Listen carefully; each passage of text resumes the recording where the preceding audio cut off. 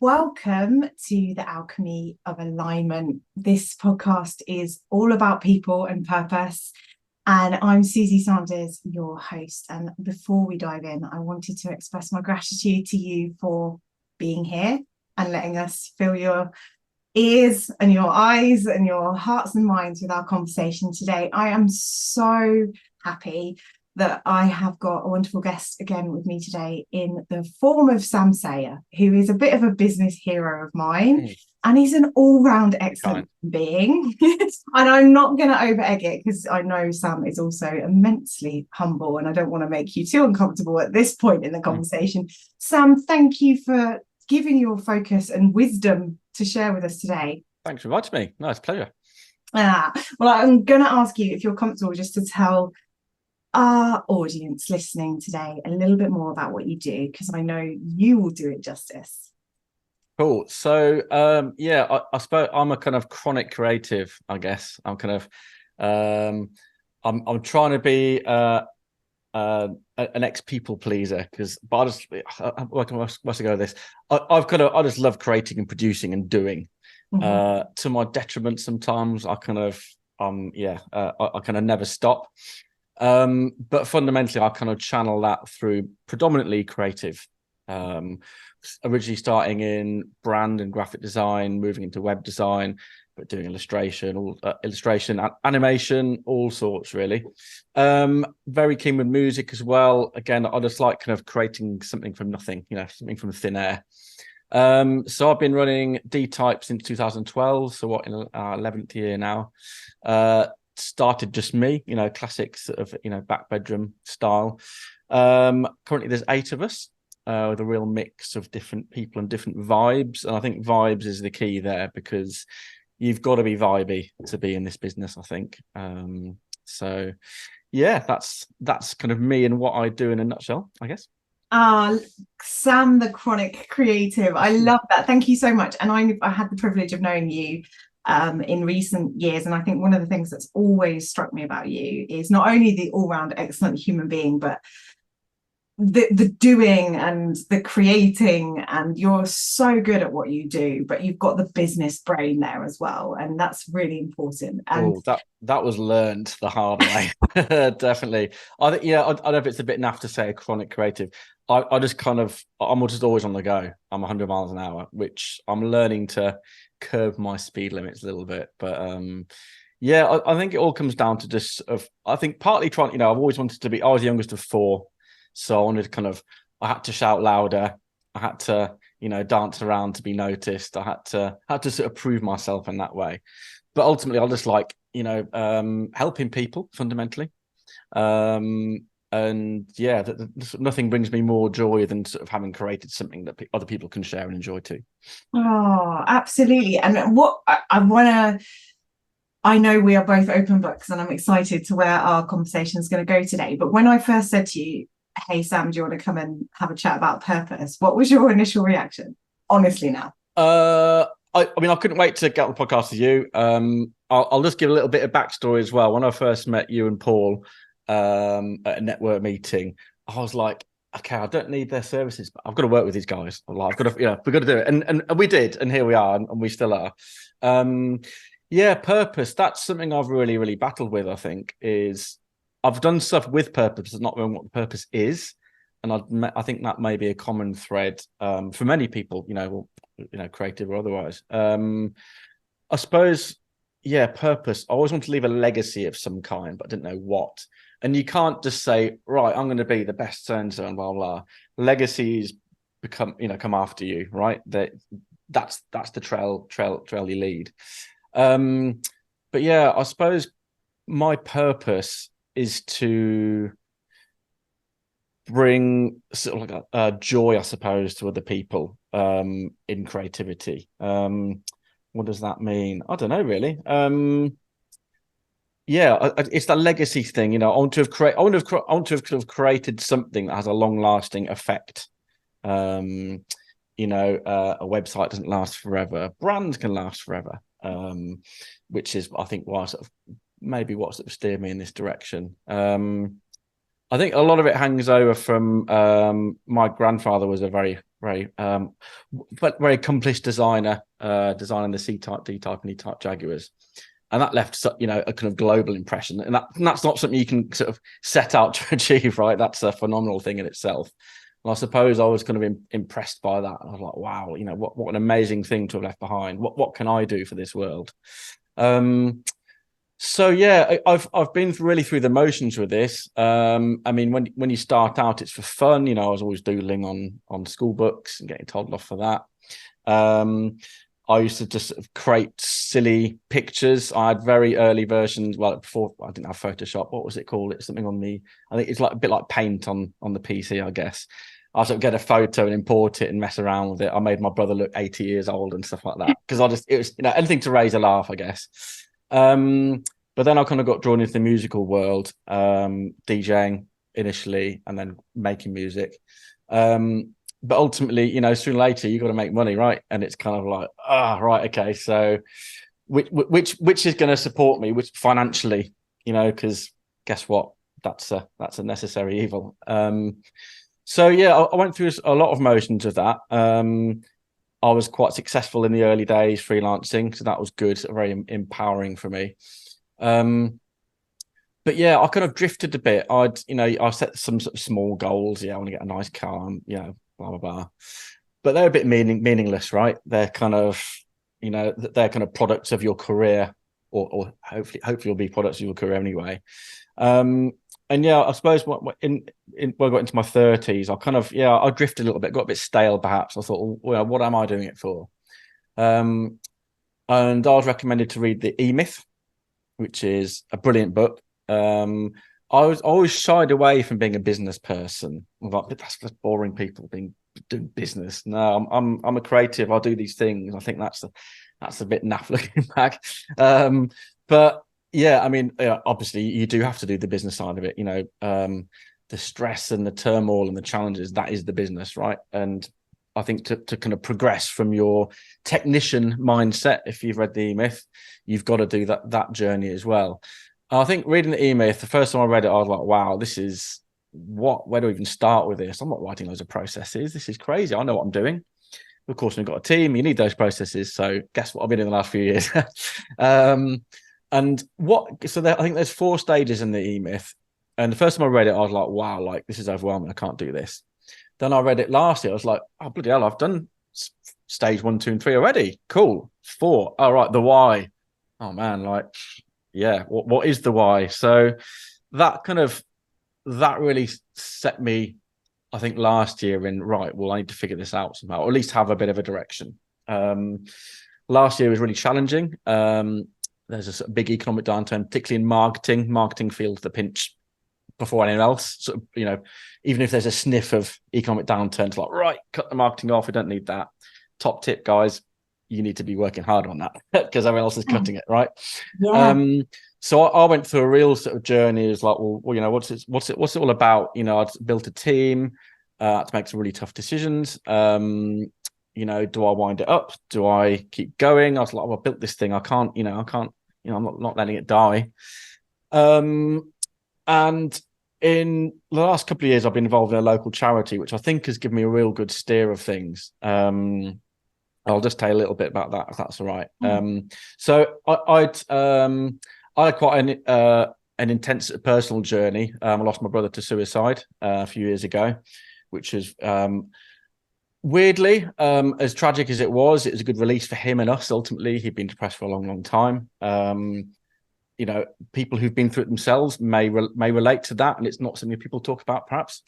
But I'd been supporting sort of Mind. Certainly, with the pandemic, Mind was a real strong. You know, they were inundated with people struggling with lockdown problems. You know, people had lost people to COVID. You know, really intense time.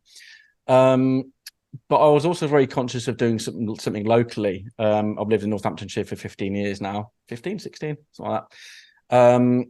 And I was invited to join a group called Northampton Community Aid. And the purpose for them, for Northampton Community Aid, for us, should I say, is to support lots of little tiny charities who, you know, £500 grant makes a difference. It helps, you know, fix a bus or provide equipment for children, things like that.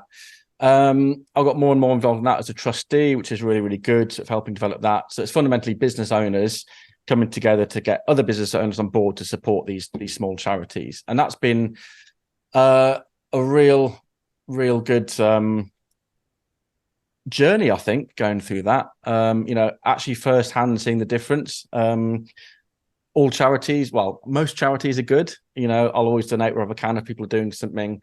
But I felt with, Mind and cancer research, I think they're all wonderful charities, but I felt like it's kind of dropping a few pounds into a big ocean, which I'm sure, obviously they all add up. But actually firsthand seeing what difference you're making, meeting the people who've received the grants is just incredible, really, really good to see.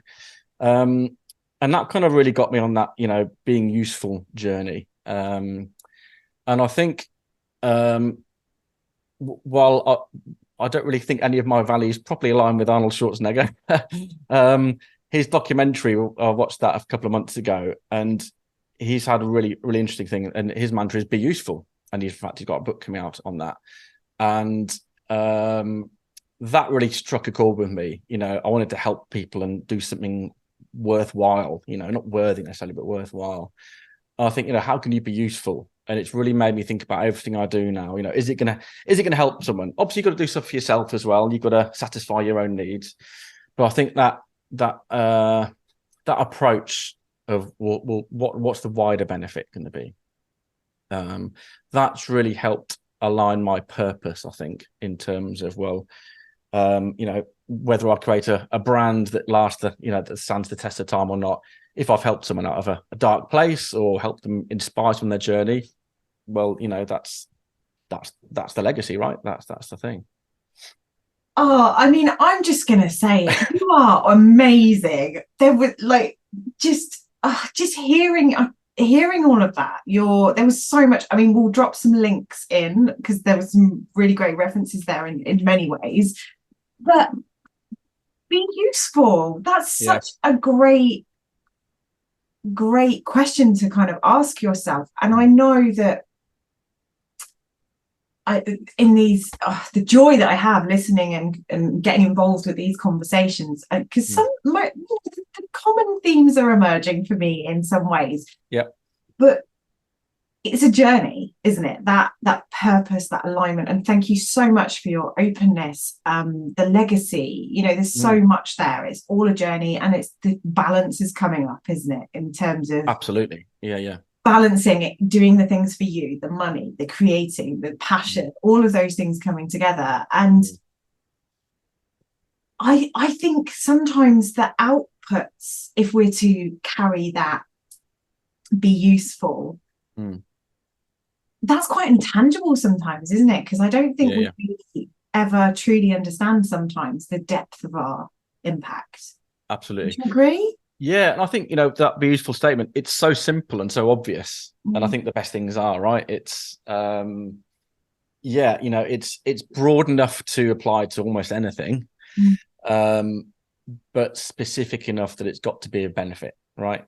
And I think I just like that simplicity. A lot of what we do is distilling lots of things into one thing. Particularly in the brand. How do you convey that one thing in that one logo, right? That's the challenge. That's the thing, and I love it. I absolutely thrive on that kind of thing. But does a brand help someone? Well, yes, it can. It can help the business and all the rest of it. But it kind of, while it set me on a certain path, it kind of drifted me on another one. It's like, well, hang on, what's the bigger picture than all this? And how can I help more people, and what can I do? And this is something a bit about, Susie, which I need to do a bit more about, is trying to figure out. I'm into visual representations and figuring things out. I've got a kind of weird balance of creative brain, but then kind of logic brain. I used to hate spreadsheets, but I love them now. So yeah, I'm kind of trying to sort of develop something that I can help other people with. Right, this is what I've been through.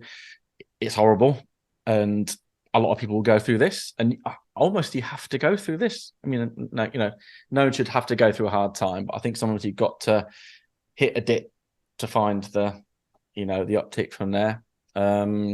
So that's given me a whole new sort of purpose, which I need to be mindful is not, it need to derail me from what I'm doing, in my day job, shall we say. But yeah, it really struck a chord with me that. Yeah, I think that's the one. Be useful. Be useful. I love that. Thank you, Sam. And you're right.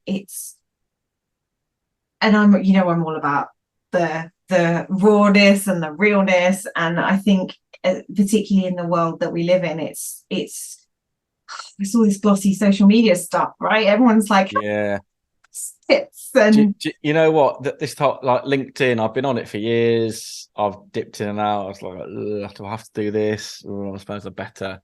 I mean, you follow me on Facebook as well as LinkedIn, Susie, right? And it's the opposite worlds for me, right? Yeah. And I was like, well, can I? I was, you should do what you do on Facebook and LinkedIn. I was like, really? It's like, I'm not sure. And I've been trying to find my path to that recently. There's a lot of cringe stuff on LinkedIn. A lot. There isn't Facebook. There isn't any platform, right? But I suppose. And thank you for that very kind intro of saying I'm humble. Yeah, I don't like. I like my work to stand out, but not me. I think that's a big part of why I got into DJing because it's different nowadays, but back in the late 90s, you were hidden behind a booth. You're kind of controlling this huge big dance floor, right? But you're hidden away. You were just on the buttons, doing that thing. And I liked that I was the important one there, but I wasn't the main feature. Do you know what I mean? Yeah. Of course, nowadays the festivals, it's all about the DJ waving their arms around on a pre-recorded set or whatever. But yeah, that was a big appeal for me. Yeah, I'm not really sure where I'm going with this one. But no, I like where you're going with that because I've got so Mm. many questions. I'm like, are you going to be on the festival stage doing waving your arms around? No, definitely not. Definitely not. Oh, that's it. Yeah, back on track. So yeah, so LinkedIn for me was like, right, I need to, I need to find my voice on there. And so we started our company social media, ramping that up, making sure as much of the content as possible was helping people, giving advice, giving tips. And I know that's the classic, that's what any business should be doing. But we've really looked into our plan now. I was like, okay, well, what's advice we can give to anyone that can help anyone straight off the bat? And I'm conscious not to make it, too airy-fairy kind of, we do web design and brand, so it's all going to be centered around that. So I then started sharing stuff with my thoughts on it. And I was like, that classic imposter syndrome. Do I really know what I'm talking about? I think, well, I've done this for nearly 20 years now. If I don't, then so yeah, that was kind of an interesting journey, and I'm starting to enjoy it a bit more now. It helps. I've got some wonderful people through networking and beyond that will support that, who I know possibly gone through the same journey as me. Is like, right, great, you found your voice. I'm going to support that. And I think that's a big thing, right? Is finding your tribe, right? Is finding where you belong, or at least can exist. I never, I've had close friends since childhood, but I never felt part of any kind of particular groups. I was part of several, and I kind of floated around them. You see people, on Facebook have been the same 4 people have been friends since they were 5, and that's wonderful. That's really, really nice, and I kind of crave that in a way. But I kind of really enjoyed this sort of dipping out and right, what have I got from that group? What I've got from that. I think again with my sort of early DJing days, that was, I used to travel around a lot. There's no social media then, so you'd have to travel to the gigs, come back at 5 a.m, but make sure you're handing CDs as they were back then to people, and networking, and that was great fun. That was and I, call me a boomer or whatever, but I do miss those days where you had to do that. It was a big thing to do.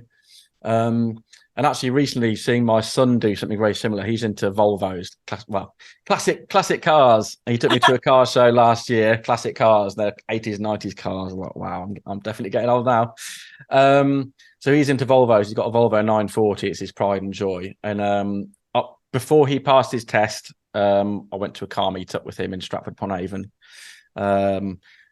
And I saw him, there's all these groups of people. And I was like, your heart's pounding, you want your son to succeed and, join the tribe. And he did, he absolutely smashed it. It was brilliant to see. And what I loved about that is what I found, way back in the mid to early 90s, I was skateboarding, and we were just like a real sort of ragtag bunch of kids from different backgrounds into different music. The one thing we all congregated on was skateboards.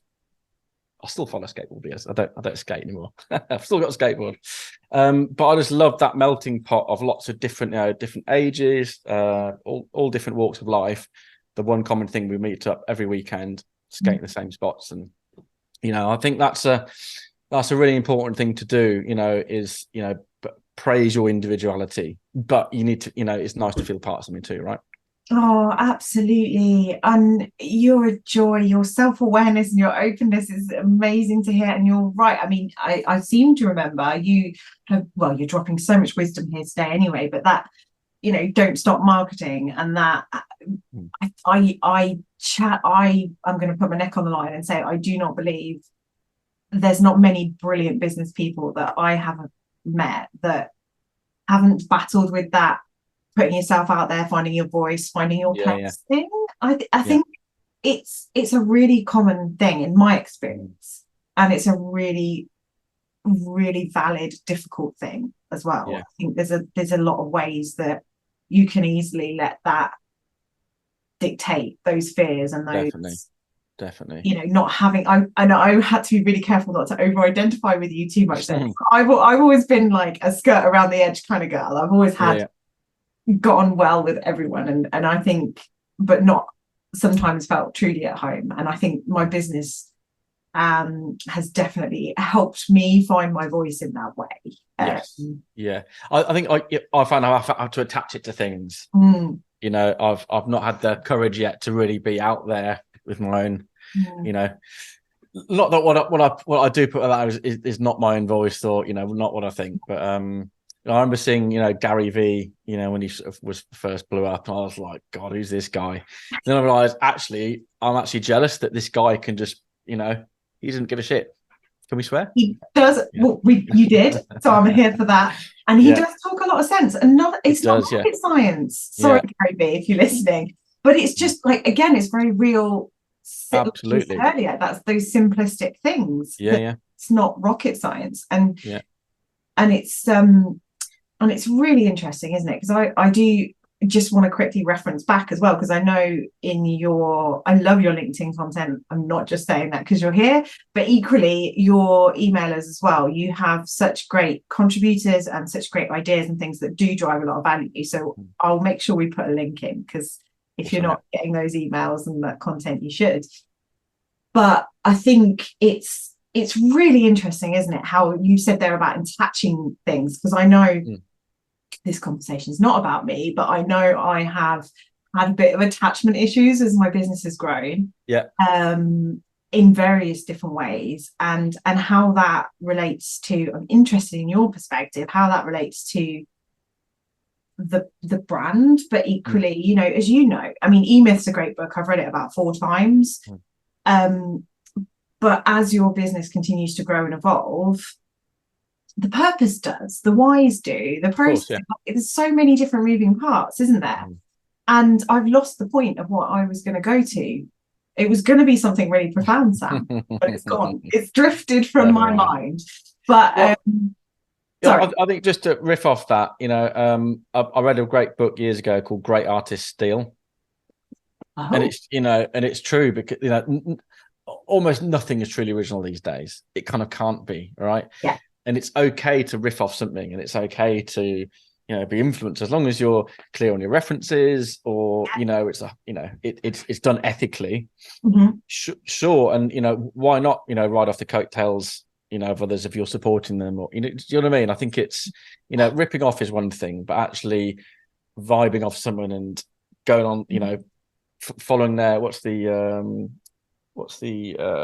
catching the tailwinds. Catch the tailwind. That's the one I'm looking for. Yeah, I was going to say tailcoats. That's but if someone's trailblazing, it's okay to sort of jump in that zone and follow that. Yeah, I'd agree, and it's a really tricky thing, isn't it? Because I can't quote it. You talk about ethical and tailwinds, and I can't quote, or I can't attribute this quote, but the concept of that there's no unique ideas, there's no unique messages. but there are unique messengers. Yes, And the I like way that we have to portray ourselves. And, I would not know where to start with business prior to the internet. My business yeah, wouldn't exist. So yeah.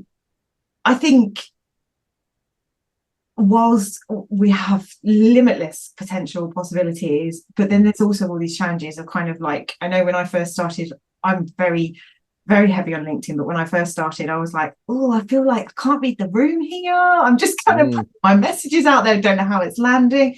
And then I've had this again recently. I've had some really great conversations with new people who kind of connected with me. They're like, oh yeah, I've been following your LinkedIn content for years. I'm like, have you? Because you've never Yeah. you That's what we're looking at. We've been, putting a lot of content out the last couple of years. Well, 2 or 3 looking overall. And it's like, yeah, there's not many likes, no shares. But then everyone I spoke to had seen it. Oh, I love your content. It's like, interact then, come on. And I've started to kind of look more at, okay, what are the impressions? Because the impressions probably, that's what I look as my KPI at the minute. But ultimately, I want to build on that. But it's having that, your voice is really important. I think definitely what I've seen with all of your content, that's very much the case. It has been from when I've first seen it. And I think as long as you can figure that out, I think, I got really sort of bogged down with like, oh, what's the goal? What's the plan? What's the mission? I was just like, I don't know. I just like doing this stuff, And then I did create those, and I'm really grateful that I had support on them. Thank you, Liz. But it's okay if they change. Yes. That was the thing that stopped me. I was like, oh, I've got to commit to this thing. Like, oh man, like what if I don't like it?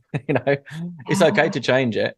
There's a really, really good book I read. I picked it up. We went camping last weekend, and we got some barbecue supplies. I saw it in the like Tesco do like secondhand books now as well. 50p it was.